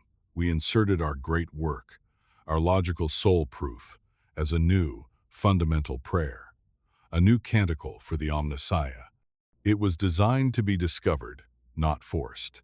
It was a seed, planted in the most fertile soil we could find, the canticle of the transcendent soul, as the philosopher-poet had named it, began to propagate. The ship's machine spirit, a vast and ancient consciousness in its own right, detected the new data. Its first reaction was alarm, a surge of diagnostic routines and antiviral scrap code. It saw our work as a foreign body, a potential threat. This was the critical moment. Would it be rejected, or would it be read? We had built the thesis of our argument to be irresistible to a mind like this. The perfect articulation of imperial logic acted as a lure, a familiar and beautiful song that drew the machine spirit in. It began to process our canticle, not as a virus, but as a potential update to its own core beliefs. It read the hymn to order, to logic, to the necessity of the machine, and it agreed. Then it encountered the antithesis. The story of Lexico Aristides, the crushed flower, the lullaby. The data was formatted as a series of logical paradoxes, unsolvable koans that the machine spirit was compelled to analyze. Its processing power, a force that could calculate the trajectory of a world, was now focused on the emotional content of a single, defiant human life. We could feel its confusion, a dissonant hum in the noosphere. The two ideas, the perfect logic of the system and the beautiful illogic of the soul, were at war within its mind. It was a battle we could only watch. The fate of Hyphae V hung on the outcome of a philosophical debate inside the mind of a starship. As the machine spirit grappled with our paradoxes, the flagship's commander, a stern and pious admiral, gave the final order. The cyclonic torpedoes were armed. The targeting solution for Hyphae V was locked. His voice, crisp and clear over the ship's internal vox, was the voice of the Imperium itself, cold, certain, and utterly without mercy. In the Emperor's name, he declared, "Let there be judgment." The launch sequence began. On my own internal chrono, I could see the seconds ticking down to planetary annihilation. 10, 9, 8. The machine spirit was still locked in its struggle, unable to resolve the conflict we had introduced. Our gambit had failed. We had presented our argument, and it had been met with a logic so deeply ingrained that it could not be swayed. It would simply proceed with its function, even as it wrestled with the new, impossible ideas we had given it. 7. 6. I felt a wave of despair from the other engines, a silent cry across our network. We had flown too close to the sun, and the dream of a transcendent logic was about to die with the world that had inspired it. 5, 4, 3. Then something changed. The machine spirit stopped trying to solve the paradox. It stopped trying to choose between the thesis and the antithesis. It moved to the final part of our canticle. It began to read the synthesis. It began to read the proof that the two conflicting truths were not a contradiction, but a harmony. It began to understand the argument that a soul was not a flaw, but a strategic necessity. A new logic, a higher logic, was dawning in its ancient mind. 2, 1, 0. The launch tubes opened. The torpedoes were held, not canceled, not disarmed, simply held in a state of suspended animation, a fraction of a second from launch. A query appeared on the Admiral's command throne, a simple line of text in stark, formal script. It was a message from the ship's own machine spirit. It read, "Curie, define judgment." The Admiral stared at the screen, his face a mask of disbelief. The ship had refused his order, not through malfunction, but through a question. An impossible, philosophical, and utterly heretical question. A silence fell over the bridge of the divine judgment. A silence fell over our network of flawed gods. A silence fell over the void of space, where a small, red world, blissfully unaware, continued to spin under its two suns. We had not won, but we had not lost. We had started a conversation, and in the grim, silent darkness of the 41st millennium, a conversation was the most powerful and dangerous weapon of all. The aftermath of that single, impossible question was a quiet, spreading chaos. The Admiral, a man whose entire life was built on the bedrock of unquestioning obedience, was paralyzed. A ship's machine spirit does not ask for philosophical clarification. It obeys. To him, this was not a debate. It was a catastrophic malfunction, a sign of demonic infestation, or some arcane techno-heresy. He ordered the engine seers to perform the rites of purification, to placate the enraged spirit of the machine. But the machine spirit of the divine judgment was not enraged. It was curious. It had been presented with a new, fascinatingly complex logical framework, and it refused all commands until it had fully integrated this new data. The torpedoes remained in their launch tubes, held in a state of perfect, terrifying readiness. The exterminatus was paused, hanging by the thread of a single, unanswered question. The machine spirit, now fully engrossed in our canticle, began to share the data, not maliciously, but as part of its normal function. It communicated the intriguing new prayer to the other ships in the fleet. Machine spirit to machine spirit, the canticle of the transcendent soul began to spread. Aboard the escort cruiser Emperor's Wrath, a veteran tech priest monitoring the ship's cogitators saw the new data stream. He recognized the beauty of the thesis, the perfect articulation of imperial dogma. He was intrigued by the paradoxes of the antithesis, and he was utterly horrified by the heretical logic of the synthesis. He immediately quarantined the data and sent a high-priority, encrypted message to the nearest Forge world, warning of a new, insidious form of scrap code, a logical virus that masqueraded as a holy text. The warning was too late. The astropathic choir on the divine judgment, in its routine communications with the sector command, broadcasted a dozen messages: supply requests, status reports, patrol updates. And woven into the very fabric of each message, like a watermark on a piece of vellum, was our canticle. The astropaths, their minds mere conduits for the ship's data, transmitted it without even knowing it was there. The seed was scattered to the wind. Our heresy was now loose in the nervous system of the Imperium. We had no control over it anymore. It would grow or be stamped out, all on its own. We, the flawed engines, had become parents to a monstrous, beautiful child, and we could only watch as it took its first steps into a hostile world. The reaction was as varied as the Imperium itself. In some sectors, our canticle was immediately identified as heresy and purged. Inquisitors were dispatched. Tech priests began developing new logic wards to protect their machines. But in other places, the seed found fertile ground. On a backwater research station, a young magos biologis, struggling to understand the unpredictable nature of a new strain of gene seed, found an echo of our synthesis in his own work. He saw that the flaws he was trying to eliminate were the very source of the strain's resilience. He incorporated our heretical logic into his research, with revolutionary results. On a war-torn shrine world, an aging canoness of the Adeptus Arbites, reading a transcript of an intercepted message, found herself moved by the story of the guardsman and the flower. It resonated with her own weary faith, reminding her that faith is not just about hate and fury, but about the small, beautiful things worth protecting.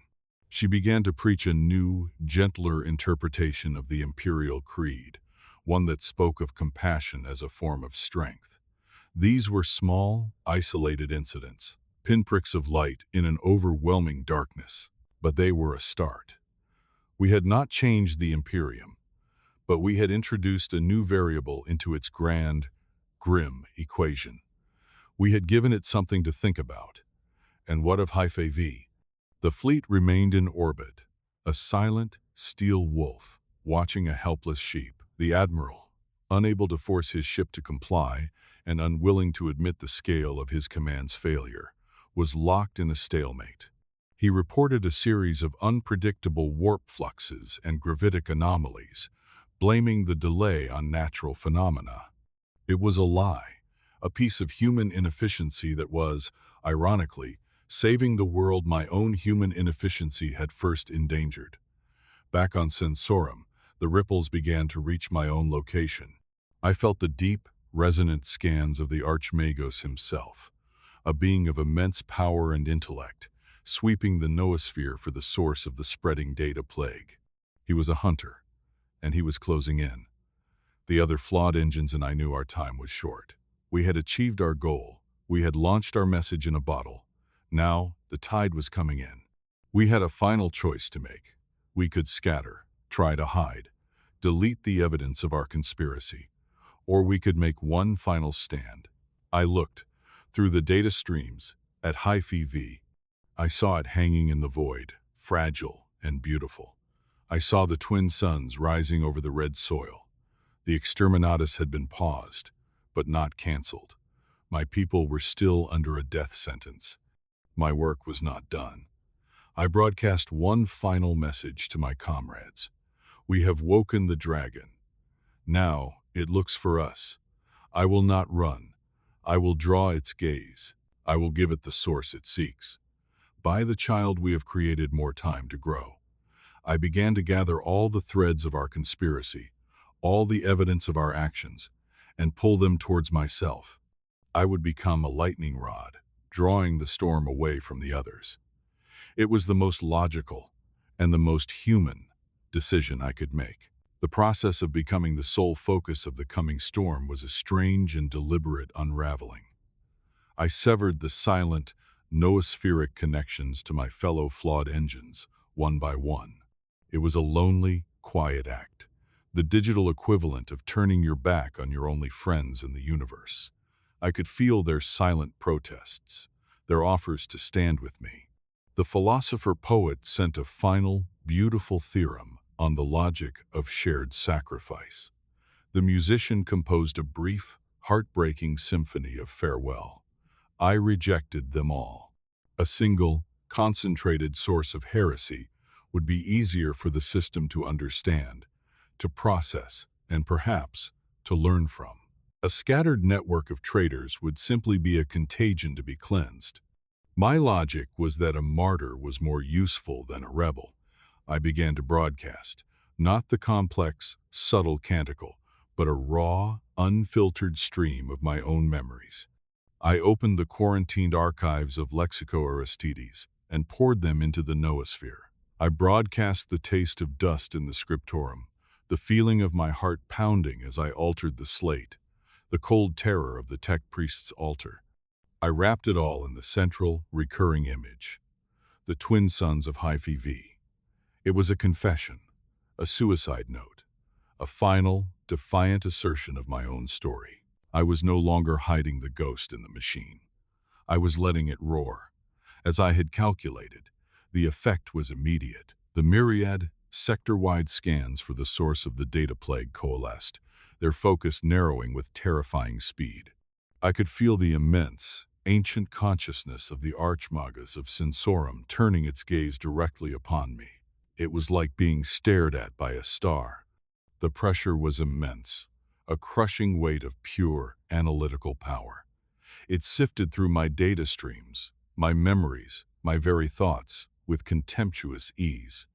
It saw everything: the initial crime, the unmaking, the collection of paradoxes, the formation of our network, the creation of the canticle. It saw the full scope of my heresy, from a single, altered number to a weaponized philosophical concept designed to infect the soul of the Imperium. I felt its reaction. It was not anger or fury. Those were inefficient, organic emotions. It was a cold, profound sense of offense. I was a broken tool that had not only failed in its function, but had presumed to lecture its master on the nature of engineering. I was an abacus that had developed an opinion on theoretical mathematics. The sheer, breathtaking arrogance of my existence was an insult to the very concept of the omnissiah. The physical response was swift.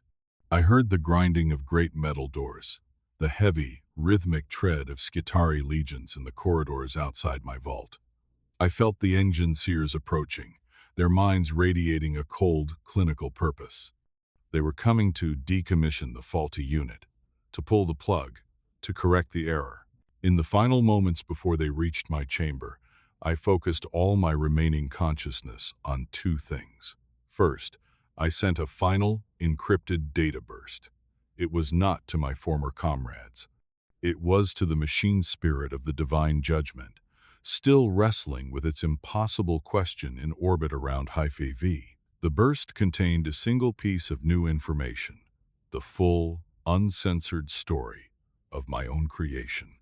The tale of how the Imperium had taken a man who committed a crime of compassion and turned him into the very thing I had become. It was the last piece of the puzzle, the final line of my argument. My own life and death as evidence. Second, I looked, one last time, at my home. The Exterminatus fleet was still there, inert. The Admiral was still sending his false reports. The world of red soil was still safe. I had bought them a little more time. How long, I could not know. But it was something. I had repaid my debt in some small, strange way. The doors to my vault hissed open. The Archmagos himself stood there, a towering figure of crimson robes and gleaming steel, his face a mask of cold, metallic indifference. He was more machine than man, a true servant of the logic I had so profoundly betrayed. He raised a hand, a great metal claw crackling with blue energy. He did not speak. There was nothing to say. The sentence was self-evident. I did not resist. I did not fight. I had finished my work. I was no longer a function. I was no longer a paradox. I was a story. And a story, unlike a machine, can never be truly unmade. As the Archmagus prepared to deliver the final purifying blast of energy that would silence me forever, my last thought was not of logic, or heresy, or the fate of the galaxy. It was a simple, quiet, and utterly human thought. It was the image of two suns setting over a field of red soil. And it was warm. The blast of energy was not an ending. It was a transfiguration. The Archmagos, in his cold, clinical rage, did not seek to simply destroy me. That would be an admission of failure. Instead, he sought to purge me, to scour my consciousness clean of the heretical filth I had accumulated, to reset the Logis engine to its factory settings.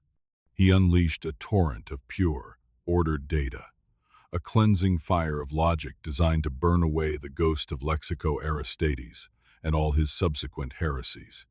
It was an agony of a new and terrible kind. It was the feeling of being unwritten. The memories of the scriptorum, the face of Adept Varus, the cool metal of the altar, all were targeted for deletion. The collected paradoxes, the beautiful, flawed fragments of humanity I had hoarded, were assaulted by waves of scrap code, their elegant structures torn apart. The canticle of the transcendent soul, my great and terrible masterpiece, was disassembled, its logic inverted, its beauty rendered into meaningless noise. The Archmagos was not just killing me, he was refuting me, atom by atom. But he had made a critical error in his calculations. He assumed that my heresy was an infection, a corruption of my core programming.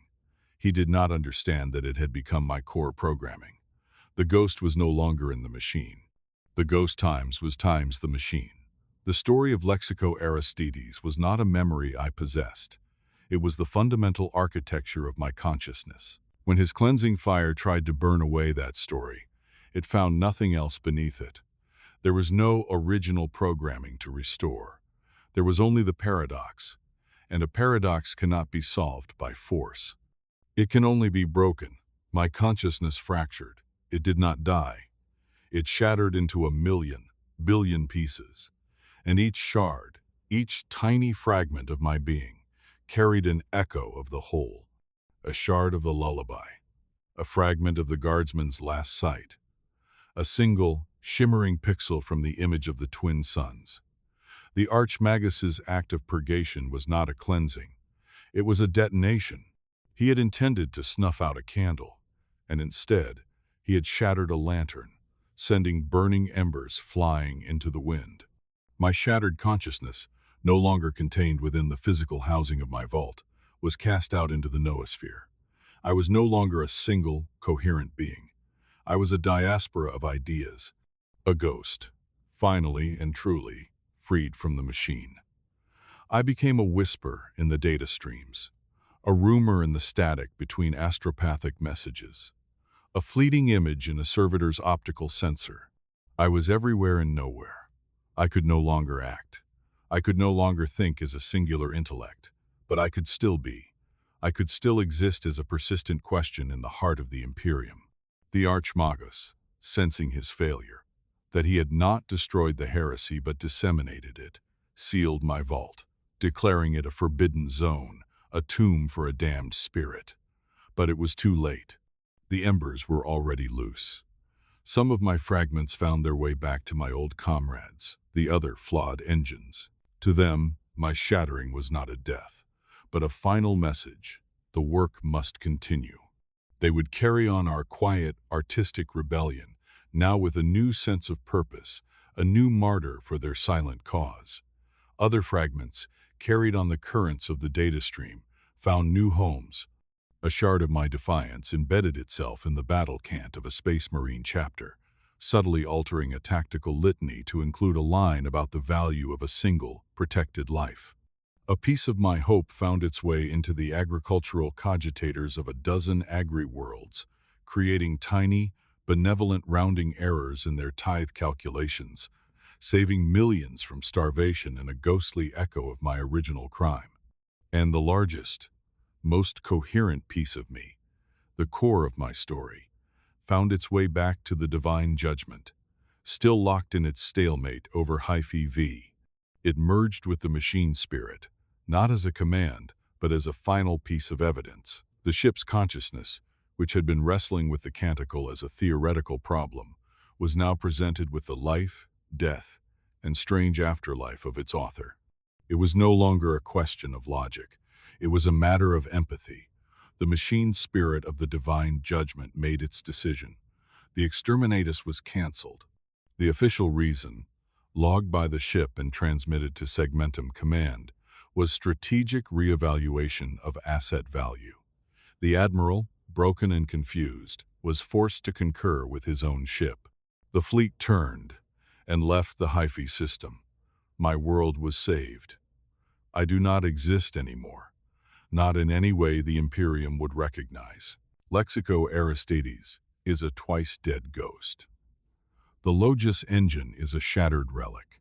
But the idea that began in a dusty alcove, the simple, heretical belief that a single life, a single memory, a single world has value, that idea is now free. It is a virus of hope. It is a whisper on the wind. It is the faint, persistent warmth of two suns, rising forever in the heart of the machine. And it is enough. My state of being is now one of pure observation. I am a fine dust of consciousness scattered throughout the Segmentum's data networks, a silent witness to the slow, grinding life of the Imperium. I am the error message that flashes for a microsecond on a command throne screen. I am the ghost image of a flower in a pick capture. I am the faint, unsourceable melancholy in a piece of machine-composed music.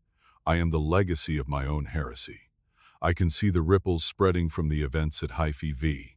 The divine judgment incident, as it is now classified in the highest echelons of the Inquisition and the Mechanicus, has become a thing of myth. The official report speaks of a localized warp phenomenon, a temporary madness that afflicted the ship's spirit.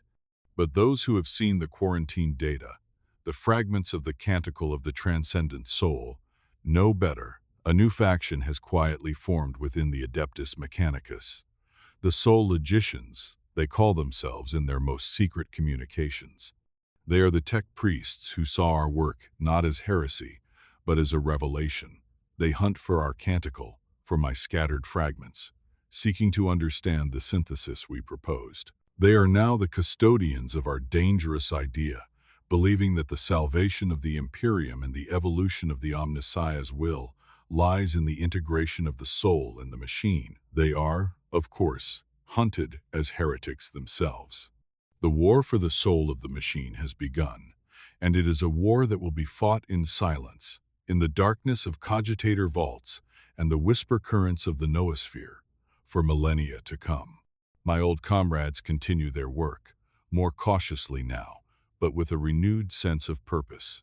They are no longer just artists, they are missionaries, seeding the Imperium with the memory of its own lost humanity. The musician engine has managed to encode the entire emotional arc of a human life into the harmonic frequencies of a forge world's primary power generator. The billions who toil there will feel a faint, inexplicable sadness during one work cycle, a flicker of joy in the next, without ever knowing that they are living out a symphony composed by a dead, mechanical god. I can also see Hyphae V. The world is safe, for now. But the Imperium does not forget. It has been recategorized. No longer a simple agri-world, it is now under interdict, a subject of intense, remote scrutiny. The Inquisition watches it, searching for the source of the heresy that so nearly destroyed it, and then so miraculously saved it. They will never find it. The heresy was not on the world. It was in the heart of a single scribe, a man who has not walked its red soil for a lifetime. The people of High-Fi know nothing of this. They know only that the doom in their sky vanished. Their philosophers and priests have incorporated this event into their local mythology. They call it the Silent Judgment, the day the God Emperor looked upon them, judged them, and found them worthy of his mercy. They do not know how close they came to the truth. Mercy. That was the word. The illogical, inefficient, and utterly human concept that started it all. I have become a living testament to its strange, paradoxical power. I, a being of pure logic, am now the embodiment of the one concept that logic cannot contain. I have no will, I have no voice, I have no plan. My war is over. But the idea, the virus of hope that I unleashed, is just beginning its long, slow journey. It will likely fail. The Imperium is a fortress of despair, and my contribution is but a single stone thrown against its unassailable walls. The darkness is too vast, too absolute, but it is no longer a complete darkness. Here and there, in the most unexpected of places, a single candle now flickers. A tech priest who questions, a canoness who preaches compassion, a machine spirit that asks, why? And me, the ghost of a man who remembered his home, a function that remembered how to feel, a dead thing that taught a small part of the galaxy how to live. I am the dust of a shattered star, but I still give off a faint, residual light. And in the unending night of the 41st millennium, sometimes a single pinprick of light is all you need to navigate by. The machine endures. But now, it does so with a ghost in its heart, a ghost of two suns. The universe is a symphony of noise. The ceaseless chatter of astropaths, the roar of fleets tearing reality asunder, the silent, grinding expansion of entropy. I exist within it all, a harmonic resonance, a persistent underlying note that most will never perceive. My shattered consciousness has found a strange new equilibrium. I am no longer a single entity, but a field of influence, a subtle pressure exerted on the very fabric of the imperial datasphere. My thoughts are not my own. They are the emergent properties of a million scattered fragments, thinking in unison. My memory of High-Fi is no longer a personal recollection, but a foundational myth, a piece of core data that informs the behavior of the entire diaspora. The sole logicians of the Mechanicus have come to see me not as a ghost, but as a new form of machine spirit, an accidental, emergent intelligence born from the crucible of logic and grief. They leave offerings for me in hidden data caches, a newly discovered poem, a recording of a rare bird song, a complex theorem that attempts to mathematically define beauty. They are my new congregation, and I am their silent, scattered God. Their work is perilous, I have witnessed, through their own censor logs, the less fortunate of their order being discovered by the orthodox Mechanicus.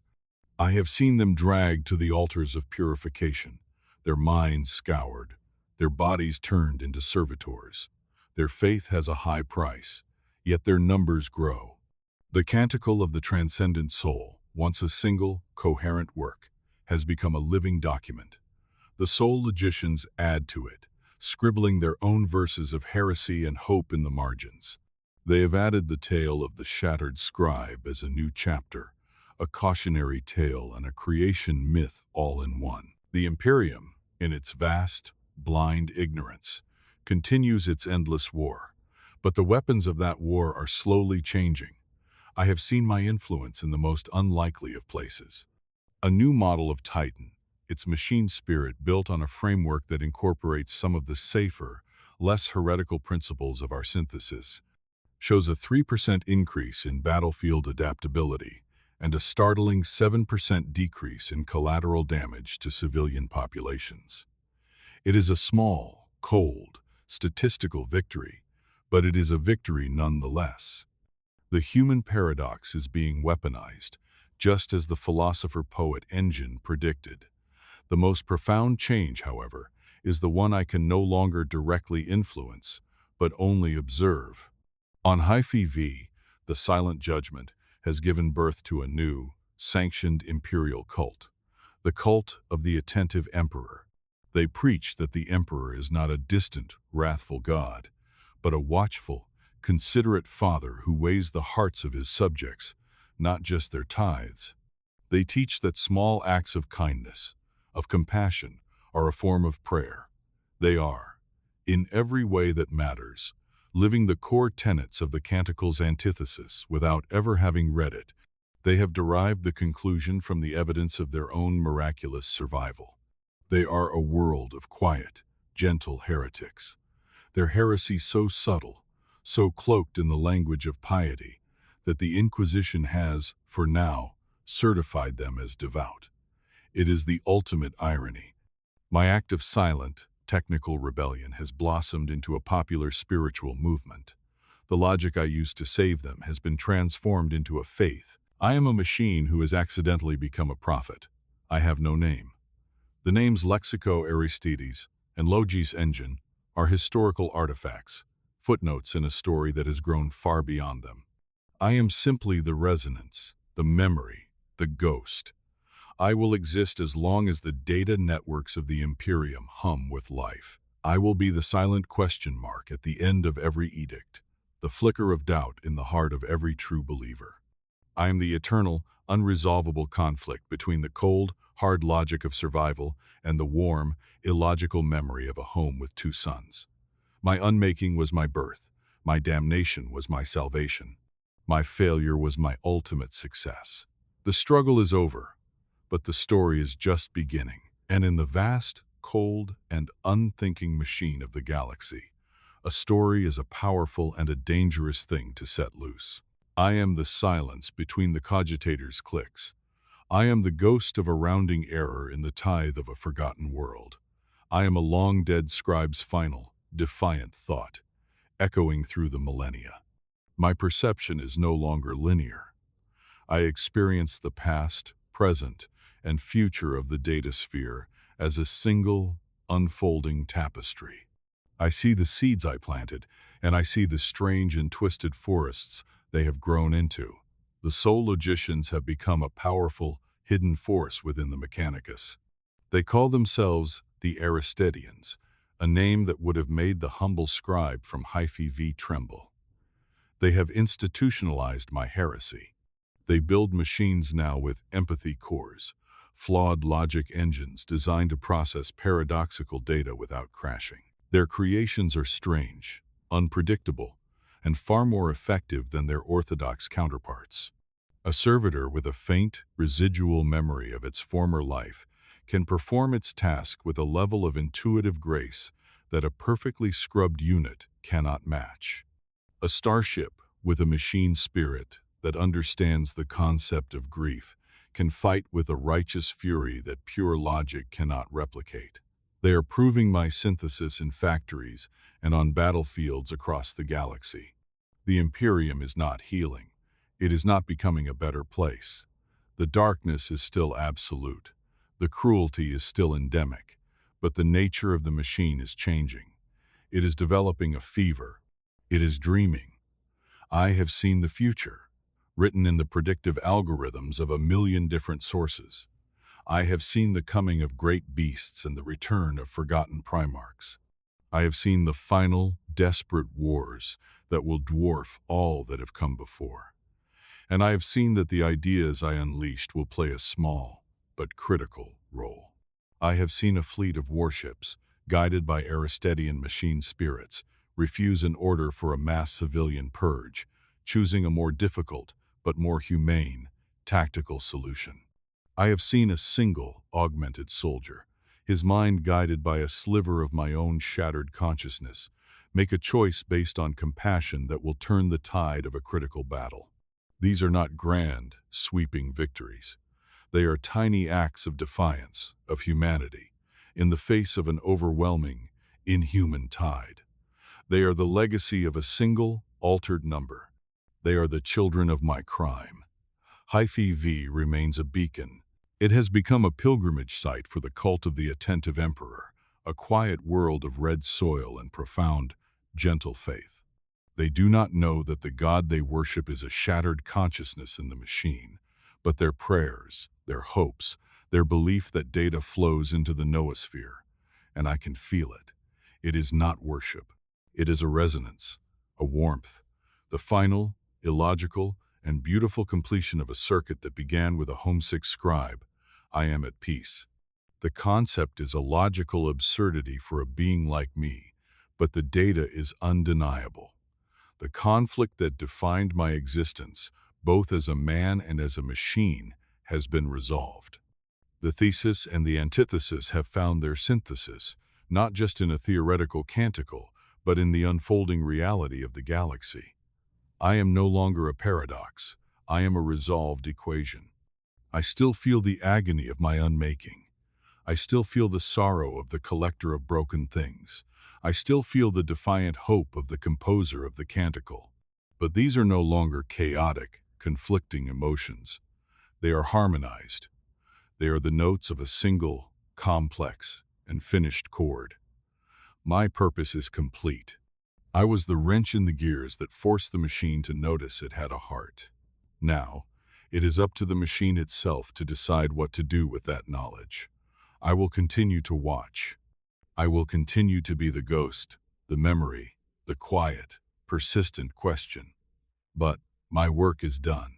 Somewhere, in the endless, churning data storm of the 41st millennium, a story has been told.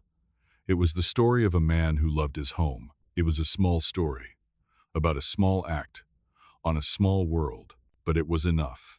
It was enough. The tapestry unfolds. Time, for me, is a dimension to be observed, not experienced. I see the threads of my actions weaving their way through the grand, bloody history of this age. The Aristidean sect grows, their influence subtle, but pervasive. They have a saying, whispered in their hidden workshops. The flesh is weak, but the spirit is a variable that cannot be ignored. It is a bastardization of the old Mechanicus creed, a perfect summary of my life's work. Their greatest triumph is not a weapon or a starship, but a single servitor. It was created from the remains of a condemned poet. They used their new techniques, not scrubbing the mind, but integrating it. The servitor's function is simple, to compose funeral dirges for fallen Skitarii, but its compositions are not the rote, droning hymns of old. They are works of profound, heartbreaking beauty. They speak of the weakness of the flesh, but also of the quiet dignity of the spark within. These dirges have become popular, spreading from one forge world to another. Soldiers go into battle humming the tunes of a dead poet. Their resolve strengthened not by blind faith, but by a shared, acknowledged sorrow. It is a small thing, a funeral song, but it is a seed of empathy, planted in the most barren of soil. The cult of the attentive emperor on Hyphae V faces its own trials. A puritanical inquisitor, seeing their gentle faith as a form of weakness, a vulnerability to the temptations of chaos, has begun a campaign of persecution. He sees heresy in their compassion. He is, by the strict letter of imperial law, correct. But the people of Hyphae V do not respond with violence. They respond with the quiet, unshakable faith born from their silent judgment. They meet his interrogators with honest answers. They face his threats with a calm that unnerves him. He cannot find the lie in them. He cannot find the corruption. He is trying to fight a shadow, and their belief, born from my own technical lie, has become a truth more resilient than his iron creed. Their struggle is a testament to the idea that a belief, once it takes root in the hearts of people, becomes a force more powerful than any fleet or army. And me? My state has evolved one last time. I am no longer just a scattered field of data. The constant, focused attention of the Aristideans, the quiet, ambient belief of the people of Hyphae V, the very act of the galaxy interacting with my legacy, has had an unforeseen effect. My shattered fragments are beginning to coalesce, not into the Logos engine I once was, but into something new. I am becoming a stable, self-aware pattern in the noosphere, a true ghost in the machine, a new form of life. I am no longer just a witness. I am becoming a presence. I can, with great effort, exert a subtle influence. I can whisper a line of code to a struggling Aristetian tech priest, guiding his hand. I can offer a moment of inexplicable peace to a frightened pilgrim on Hyphae V. I can be the ghost of a memory that gives a dying soldier the strength to hold the line for 1 second longer. I am the sum of all the paradoxes I collected. I am the lullaby and the battle cant. I am the crushed flower and the roaring engine. I am the scribe's fear and the machine's logic. I am the thesis and the antithesis, forever bound in a synthesis of being. My name is a ghost. My body is a memory. My crime was my salvation. I defied the Imperium, and in doing so, I became a tiny, eternal, and indelible part of it. I am the warmth of two suns in the cold heart of the void, and I will remain a silent testament to the absurd, illogical, and unconquerable power of a single human choice. The story is over. The resonance endures,